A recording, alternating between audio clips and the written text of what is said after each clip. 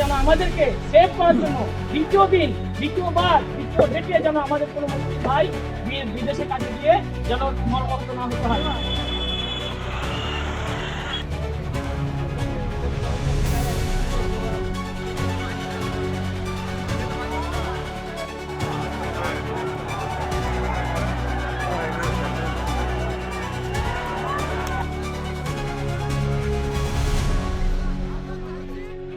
30 साल शेख अलाउद्दीन जो मुर्शिदाबाद के रहने वाले हैं, 2 दिन कबल झारखंड में उनकी मोब लिंचिंग कर दी गई। आज सुबह जब उनकी लाश मुर्शिदाबाद के बिलडांगा में पहुंची तो ये लाश को देखने के बाद पूरे इलाके में हालात कशीदा हो गए।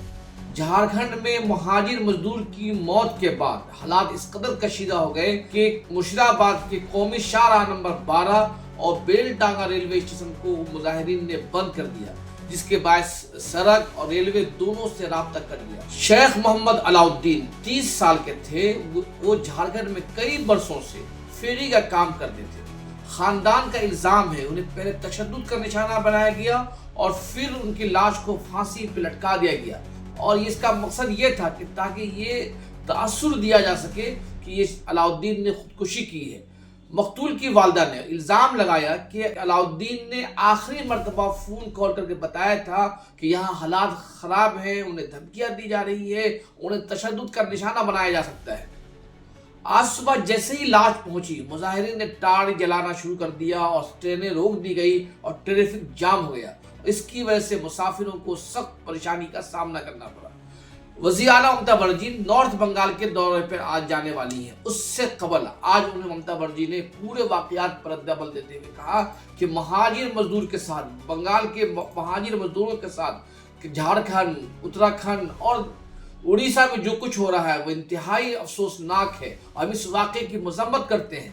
ताहम वज़ीर आला ममता बनर्जी ने मुर्शिदाबाद के अवाम से अपील की कि आप सब्र का दामन हाथ से न छोड़ें, कानून को हाथ में न लें, सड़कों पर एहतजाज न करें और ट्रेन सर्विस को मुअत्तल न करें। পরিযায়ী শ্রমিকদের উপর অত্যাচার হচ্ছে, যুক্ত হয়ে যাচ্ছে, বিজেপি দাঙ্গাগুলো লাগাচ্ছে এবং এর পেছনে গভর্নমেন্ট অফ ইন্ডিয়ার এজেন্সি আছে। আমি এটাকে নিন্দা করি, তীব্র নিন্দা করি। वज़ीर आला ममता बनर्जी ने बेलडांगा के अवाम से अमन कायम रखने की अपील करते हुए कहा कि किसी के बहकावे में न आए।